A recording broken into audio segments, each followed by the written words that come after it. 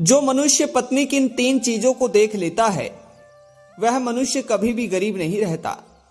श्रोता बंधुओं, आज का हमारा ये प्रसंग बड़ा ही ज्ञानवर्धक और बड़ा ही रोचक होने वाला है। दर्शक बंधुओं, आज के इस प्रसंग में भगवान विष्णु ने बताया है कि जो मनुष्य पत्नी की इन 3 चीजों को देख लेता है तो वह मनुष्य कदापि गरीब नहीं रहता। बंधुओं, आप सभी दर्शक भाइयों से मेरा हाथ जोड़कर निवेदन है कि यदि आप इस कहानी के साथ जुड़ गए हैं तो इस कहानी के साथ कहानी की समाप्ति तक बने रहे दोस्तों, क्योंकि आज का यह प्रसंग ज्ञानवर्धक होने के साथ साथ ही बड़ा ही शिक्षाप्रद भी है, क्योंकि आप लोगों को इस कहानी को सुनने से अधिक ज्ञान प्राप्त होगा और आप इस कहानी के माध्यम से जानेंगे कि आखिर एक पति को अपनी पत्नी की कौन सी 3 चीजों को हमेशा देखते रहना चाहिए। श्रोता बंधुओं, स्वागत है आप सभी का। यदि अभी तक आप लोगों ने ज्ञानवर्धक कहानी चैनल को सब्सक्राइब नहीं किया तो दर्शक बंधुओं, ज्ञानवर्धक कहानी यूट्यूब चैनल को सब्सक्राइब अवश्य करें, क्योंकि आप सभी दर्शक बंधुओं का एक सब्सक्राइब हमारे लिए काफी मायने रखता है। यदि जब आप हमारे चैनल को सब्सक्राइब करते हैं तो उससे हमारा मनोबल बढ़ता है और आपके एक सब्सक्राइब करने से हमारा परिवार बढ़ता है। दर्शक बंधुओं, आप हमारे केवल दर्शक ही नहीं, आप हमारे परिवार के हिस्सा हो और आपके सब्सक्राइब करने से ही हमारा परिवार बढ़ता है। बंधुओं, आइए जानते हैं इस कहानी के माध्यम से कि आखिर किस प्रकार से भगवान विष्णु ने बताया कि जो मनुष्य पत्नी की इन 3 चीजों को देखता है वह कभी भी गरीब नहीं रहता। श्रोताओं, एक बार भगवान विष्णु शेषनाग की शैया पर विश्राम कर रहे थे। तभी माता लक्ष्मी उनके नजदीक बैठकर भगवान विष्णु से कहती है, हे प्रभु, आज मेरे मन में एक प्रश्न उठ रहा है। प्रभु, आप मुझे मेरे इस प्रश्न का जवाब अवश्य दीजिएगा। श्रोताओं, अब माता लक्ष्मी की बात को सुनकर भगवान विष्णु माता लक्ष्मी से कहते हैं, हे प्रिय, बताओ आखिर तुम्हारा प्रश्न क्या है। तुम अपना प्रश्न निसंकोच होकर पूछो, हम तुम्हारे उस प्रश्न का जवाब अवश्य देंगे।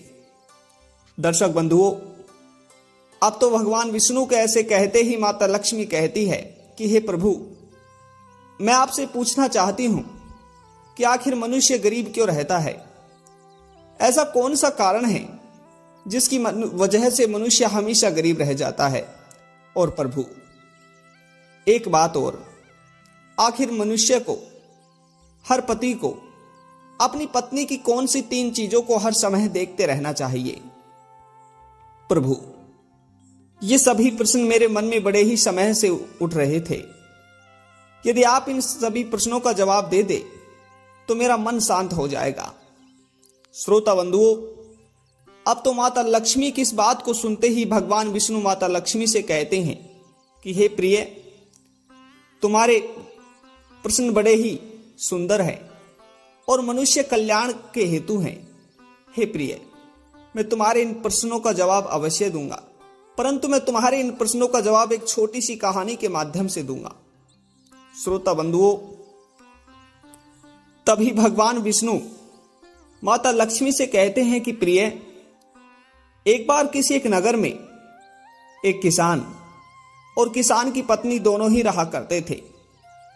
जो किसान की पत्नी थी वह मन और स्वभाव से बड़ी ही लालची थी। उसे हर समय बस धन की ही उतावली होती थी, यानी कि उसे अपने आप से ज्यादा धन से ही प्रेम था। बंधुओं, लेकिन किसी ने सत्य ही कहा है कि मनुष्य को जिस चीज की ज्यादा चाहत होती है वह चीज मनुष्य के नजदीक होते हुए भी दूर ही जाने लगती है। श्रोता बंधुओं, इसी तरह उस किसान की पत्नी की इतने लालच करने की वजह से ही उसके घर में 1 रुपया तक नहीं आता है। उधर किसान की पत्नी बेचारे उस किसान से रोज रोज झगड़ा किया करती थी। अब तो आस पड़ोस के लोगों को भी उनके झगड़े के बारे में पता चलने लगा। तभी बेचारा वह किसान बहुत ही दुखी रहा करता था और हर समय बस भगवान को ही याद करता, हे प्रभु अब तो आप ही कोई सूची सोचिए, मैं क्या करूं। दर्शक बंधुओं, एक दिन अपनी पत्नी के रोज रोज के झगड़े से नाराज होकर वह किसान अपने कंधे पर एक कुल्हाड़ी टांग कर और जंगल में लकड़ियां काटने के लिए चला जाता है। दर्शक बंधुओं, अब जैसे ही वह जंगल में लकड़ियां काटने के लिए जाता है तो जंगल में उसे एक संगमरमर के पत्थर पर एक तेज चमक दिखाई दी। जब उसे तेज रोशनी दिखाई दी तो वह जब उसके नजदीक गया तो उसने देखा कि वहां पर एक बड़े ही महान पुरुष बैठे हुए हैं, एक बड़े ही महान संत बैठे हुए हैं। दर्शक बंधुओं, अब तो उस महान संत के मुख के तेज को देखते ही वह किसान उसके पैरों में जाकर गिर जाता है और उसके पैरों में गिरने के बाद में उसके सामने गिड़क गिड़क कर रोने लगता है। अब किसान के इन दुखी भावनाओं को देखकर वह संत किसान को अपने हाथों से पकड़कर खड़ा करता है और किसान से कहता है कि हे पुत्र, बताओ आखिर क्या बात है। तो श्रोता बंधुओं, तभी वह किसान उस संत से कहता है कि प्रभु अब आप ही मेरा दुख दूर कर सकते हैं। तो दोस्तों, तभी वह किसान कहता है कि हे संत, मैं बहुत दुखी हूं, मेरे घर में घोर गरीबी आई है। मेरी जो पत्नी है वे स्वभाव से बड़ी ही लालची है, वे देवी देवताओं में विश्वास नहीं करती और मेरे ऊपर भी विश्वास नहीं करती। हे पितामह, अब आप ही बताइए मैं क्या करूं।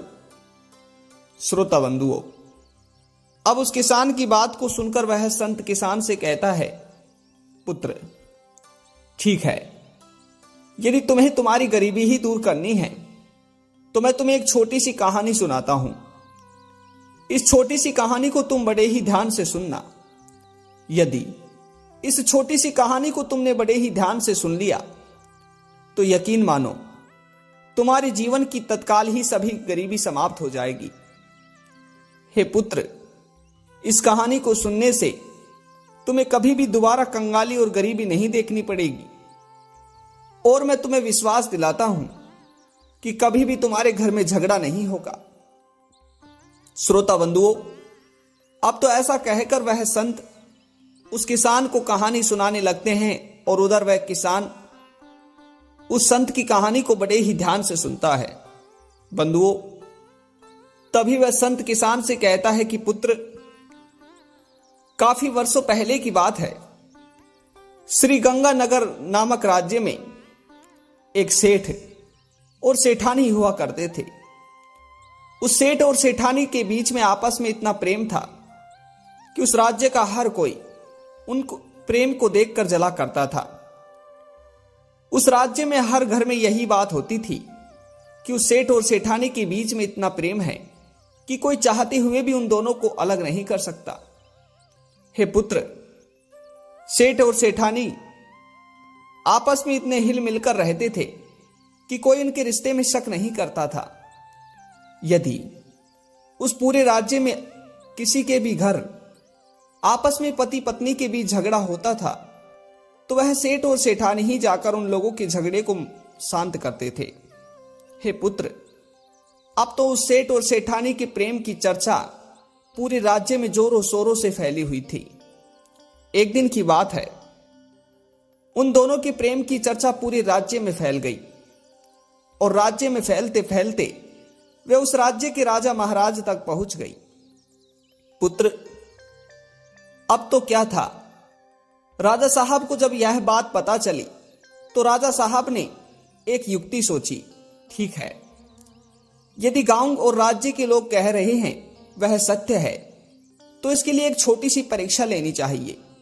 श्रोता बंधुओं, अब तो उस राज्य के राजा पूरे राज्य में यह ऐलान कर देते हैं कि शादीशुदा वाले सभी घरों में रात्रि के समय एक ज्योति जलाया करे और वह ज्योति रात्रि को अंत तक जले। जिस पति पत्नी के घर पर वह ज्योति अंत तक जलेगी, अधिक रात्रि तक जलेगी, तो राजा साहब मान लेंगे कि उन लोगों के बीच में ही अधिक प्रेम है। श्रोता बंधुओं, अब तो क्या था, उधर राज्य के सभी पति पत्नी आपस में मिलकर अपने घर की छत पर एक ज्योति जलाते हैं। ज्योति जलाने के बाद में उस दिन आधी रात्रि हो जाती है, तो आधी रात्रि होते ही वह राजा और रानी दोनों ही उस ज्योति को देखने के लिए अपने महल की छत पर चढ़ जाते हैं। अब जैसे ही राजा और रानी अपने महल की छत पर चढ़कर पूरे राज्य की तरफ निगाह पसार कर देखते हैं, तो वह देखते हैं कि राज्य के सभी लोगों के घर के दीपक बुझ चुके हैं, परंतु उस सेठ और सेठानी के घर का दीपक अभी तक जला हुआ है। दर्शक बंधुओं, अब तो राजा वास्तव में मान लेता है कि उस सेठ और सेठानी के बीच में वास्तव में अधिक ही प्रेम है। दर्शक बंधुओं, अब तभी रानी राजा से कहती है कि महाराज देख लो, मैंने तो आपसे पहले ही कहा था कि उस सेठ और सेठानी में बहुत अधिक प्रेम है, और आज आपने देख भी लिया। परंतु महाराज, मुझे लगता है कि उस सेठ और सेठानी में वह सेठानी ही सबसे अधिक बुद्धिमान है, और देख लो, उस सेठानी की बुद्धिमानी की वजह से ही उन दोनों का प्रेम अभी तक टिका हुआ है, अन्यथा उनका प्रेम अब तक नहीं रुकता। क्योंकि महाराज, आपको तो पता ही है कि घर की गृहिणी स्त्री ही होती है। यदि स्त्री चाहे तो घर को तरबतर भी कर सकती है, परंतु आप देख लीजिए, उस घर की सेठानी बड़ी ही समझदार है। दर्शक बंधुओं, अब तो रानी की बात राजा को कुछ अच्छी नहीं लगी, तो राजा ने रानी से कहा, अरे भाग्यवान, तुम कैसी बातें कर रही हो? मुझे तो लगता है कि रानी सेठानी नहीं बल्कि सेठ ही बड़ा बुद्धिमान है। क्योंकि सेठ इसलिए बुद्धिमान है ताकि वह अपनी सेठानी की हर गलतियों को माफ कर देता होगा, और हर गलती को माफ करने की वजह से ही उन लोगों के बीच में आपस में झगड़ा नहीं होता होगा, और इसी वजह से उनका प्रेम अभी तक टिका हुआ है। दर्शक बंधुओं, अब तो दोनों ही आपस में भिड़ गए। तभी राजा कहता है, अच्छा ठीक है, कल हम उन दोनों की एक परीक्षा और लेते हैं, और इस परीक्षा से साफ जाहिर हो जाएगा कि देखते हैं रानी और राजा में, सेठ और सेठानी में आपस में कौन बुद्धिमान है। श्रोता बंधुओं, अब तो जैसे ही सुबह का समय होता है, तो वह सेठ, वह राजा साहब अपने एक महामंत्री को अपने पास बुलाता है, और अपने मंत्री को अपने पास बुलाकर अपने मंत्री से कहता है कि हे महामंत्री, तुम उस हमारे राज्य के सेठ के यहां जाओ, और सेठ के यहां जाकर सेठ से कहो कि हे सेठ जी, हमें राजा साहब ने भेजा है, और राजा साहब ने कहा है कि यदि आप अपनी सेठानी को छोड़ दो तो राजा साहब आपको मुंह मांगा इनाम देंगे। श्रोता बंधुओं, अब तो राजा साहब के आदेश अनुसार राजा साहब का एक महासेनापति उस सेठ की दुकान पर जाता है। दर्शक बंधुओं, सेठ की दुकान पर जाकर जिस तरह से राजा साहब ने कहा था उस बात को उस सेठ से कह देता है। जैसे ही सेठ ने महामंत्री के मुख से इस बात को सुना, तो सेठ के मन में तनिक भी भाव नहीं रहा, और सेठ ने गुस्से में लाल पीला होकर उस महामंत्री से कहा, हे महामंत्री, भले ही मैं इस राज्य का एक छोटा सा सेठ ही क्यों ना हूं, परंतु तुम राजा साहब से जाकर कह दो कि उस सेठ ने कहा है भले ही मेरी जमीन और जायदाद सब कुछ बिक जाए, और मेरे जमीन जायदाद सब कुछ मैं महाराज को ही दे दूंगा, क्या वह अपनी रानी साहिबा को छोड़ सकते हैं? श्रोता बंधुओं, अब तो उस सेठ को जवाब को पाकर वह महामंत्री आकर राजा साहब को उसका जवाब सुना देता है। राजा साहब सुनकर थोड़ा चकित रह जाते हैं। राजा साहब अपने ही मन के अंदर सोचते हैं, अरे वाह, कितनी ही सुंदर बात है कि हमारे सोचने के अनुसार वह सेठ ही बड़ा बुद्धिमान है। श्रोता बंधुओं, अब तो रानी की बारी थी। तभी रानी अपने एक मंत्री को अपने पास बुलाती है और रानी मंत्री से कहती है, हे मंत्री, तुम हमारे राज्य की उस सेठ की पत्नी के पास जाओ और सेठ की पत्नी के पास जाकर सेठ की पत्नी से कहो कि हमें रानी साहिबा ने भेजा है और रानी साहिबा ने कहा है कि यदि तुम अपने पति यानी कि सेठ को छोड़ दो तो रानी साहिबा तुम्हें इस राज्य की आधी हकदार बनाएंगी और तुम्हें मुंह मांगा इनाम भी देंगी। श्रोता बंधुओं, अब तो रानी के कहने के अनुसार रानी का वह एक सेनापति उस सेठानी के पास जाता है और सेठानी के पास जाकर रानी के कहे अनुसार कह देता है। दर्शक बंधुओं, तभी उसकी बात को सुनकर सेठानी थोड़ी देर तक तो सोचने लगती है और अंत में सेठानी जवाब देती है, ठीक है, यदि ऐसी ही बात है तो मैं अपने पति को मौत से ही मार दूंगी, यदि रानी साहिबा मुझे इस राज्य का आधा हकदार नहीं बना देंगी तो। श्रोता बंधुओं, अब तो सेठानी के जवाब को लेकर सेनापति आकर वापस राजा साहब और रानी साहिबा को सुना देता है। बंधुओं, जैसे ही राजा साहब और रानी साहिबा इस जवाब को सुनते हैं तो राजा साहब रानी की तरफ देखकर हंसने लगते हैं और कहते हैं, देखा, मैंने तो तुमसे पहले ही कहा था कि वह सेठ ही सबसे बड़ा बुद्धिमान है, अब तुम ही देख लो। दर्शक बंधु, अब तो ठीक वैसा ही हुआ।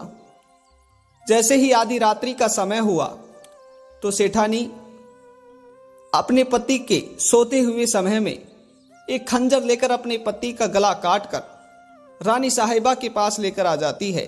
श्रोता बंधुओं, जैसे ही वह अपनी पति की सिर को काटकर रानी साहिबा के पास लाती है तो राजा और रानी साहिबा उस दृश्य को देखकर बहुत ही ज्यादा डर जाते हैं और बहुत ही ज्यादा दुखी हो जाते हैं। बंधुओं, तभी राजा साहब अपनी आंखों में आंसू भरकर सोचने लगते हैं कि हे प्रभु, हमारे केवल एक परीक्षा के कारण हमने कितनी बड़ी गलती की है, कितनी बड़ी भूल की है। बंधुओं, अब तो राजा साहब को स्त्री नाम से ही नफरत होने लगी, तो राजा साहब ने सर्वप्रथम उस सेठानी को अपने कारागार में डाल दिया और 18 वर्षों के लिए अपने राज्य को छोड़कर वन भूमि में जाकर रहने लगे। श्रोता बंधुओं, उधर वह संत उसे यह कहानी सुना रहा था। तभी संत कहता है कि पुत्र, अब सुनो, मनुष्य गरीब क्यों रहता है? तो इसका उत्तर सुनो, मनुष्य गरीब इसलिए रह जाता है क्योंकि वह कर्मों पर ध्यान नहीं देता। कहते हैं कि जो मनुष्य कर्म करता है, जो मनुष्य मेहनत करता है, तो ऐसा मनुष्य कभी भी गरीब नहीं रहता। आइए, इसके लिए मैं आपको एक छोटी सी कहानी सुनाता हूं। बंधुओं, एक बार किसी एक राज्य में 2 भाई रहा करते थे। तभी दोनों भाइयों में से बड़ा वाला भाई बहुत अमीर था और छोटा वाला जो भाई था वो बहुत ही गरीब था। छोटा वाला गरीब भाई हमेशा अपने घर में ही सोया हुआ रहता था, वो कहीं भी काम करने के लिए नहीं जाता था। बंधुओं, तभी माता लक्ष्मी उस बड़े वाले भाई के घर में ही रहा करती थी और इसीलिए बड़ा वाला भाई बहुत ही अमीर था। श्रोता बंधुओं, एक दिन की बात है, छोटा वाला भाई अपने बड़े वाले भाई के घर के दरवाजे के बाहर जाकर खड़ा हो जाता है। तभी माता लक्ष्मी आ रही होती हैं, तो छोटा वाला भाई माता लक्ष्मी से कहता है कि हे माँ, आखिर मुझसे ऐसी कौन सी भूल हो गई है जिसकी वजह से आप मेरे बड़े भाई के ही घर जाते हो, हमारे घर का तो रास्ता ही भूल गए हो। दर्शक बंधुओं, तभी माता लक्ष्मी कहती है कि पुत्र, तुम्हारा बड़ा वाला भाई मेहनत करता है, अपने कर्म करता है और इसीलिए मैं इसके यहां जाती हूं। तुम तो हर समय आलस करते हो, हर समय अपने घर पर ही पड़े रहते हो। पता नहीं तुम्हारे घर जाने के बाद में मैं भी कहीं तुम्हारी जैसी ही ना बन जाऊं, क्योंकि कहते हैं कि संगत का रंगत तो हर मनुष्य में आता है। दर्शक बंधु, इस कहानी को वह संत उसे सुनाता है तो संत कहता है कि पुत्र, इसीलिए हर मनुष्य को कर्म और कार्य अवश्य करने चाहिए। पुत्र, अब है कि आखिर पत्नी की कौन सी 3 चीजों को हर मनुष्य को देखना चाहिए। दर्शक बंधुओं, तभी वह संत कहता है कि पुत्र, पहली चीज, हर पति को अपनी पत्नी के खर्चों के बारे में अवश्य देखना चाहिए। कहते हैं कि स्त्रियां खर्चे के मामले में बिल्कुल भी नहीं शर्माती, इसलिए हर पति को अपनी पत्नी के खर्चों के बारे में अवश्य देखना चाहिए। दूसरा, हर पति को अपनी पत्नी के सुख दुख के बारे में अवश्य देखना चाहिए। श्रोता बंधुओं, कहते हैं कि एक स्त्री घर की गृहिणी होती है। यदि घर की गृहिणी, घर की लक्ष्मी ही दुखी हो तो उस घर में कभी भी संपन्नता नहीं आती।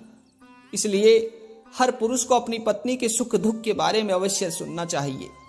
और तीसरा है, हर मनुष्य को अपनी पत्नी के बारे में हर समय देखते रहना चाहिए कि आखिर वह कहां आ रही है, कहां जा रही है। क्योंकि बंधु, जैसा कि मैंने आपसे पहले भी कहा, हर मनुष्य में संगत की रंगत तो अवश्य ही आती है। श्रोता बंधुओं, तो ये कहानी आप सभी दोस्तों को कैसी लगी, कमेंट बॉक्स में अवश्य बताइएगा। और यदि अभी तक आप लोगों ने ज्ञानवर्धक कहानी यूट्यूब चैनल को सब्सक्राइब नहीं किया तो श्रोता बंधुओं, चैनल को सब्सक्राइब अवश्य करें। पुनः मिलते हैं ऐसी ही ज्ञानवर्धक और मोटिवेशनल कहानी के साथ। तब तक आप सभी श्रोता बंधुओं का बहुत बहुत धन्यवाद। जय श्री कृष्णा, राधे राधे।